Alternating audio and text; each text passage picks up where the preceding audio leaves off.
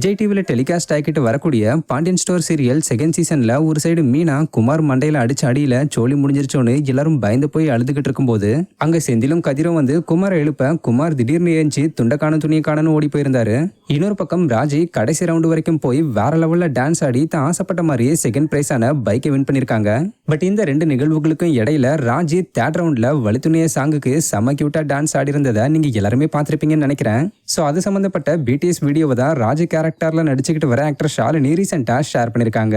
பாண்டியன் ஸ்டோர்ஸ்ல வரக்கூடிய ராஜியோட கேரக்டர் உங்கள யாருக்கெல்லாம் பிடிக்கும்ன்றத பத்தி கமெண்ட்ல சொல்லுங்க. இது மாதிரி சீரியல் சம்பந்தமான பிடிஎஸ்க்கு மறக்காம நம்மளுடைய சேனலை சப்ஸ்கிரைப் பண்ணிக்கோங்க.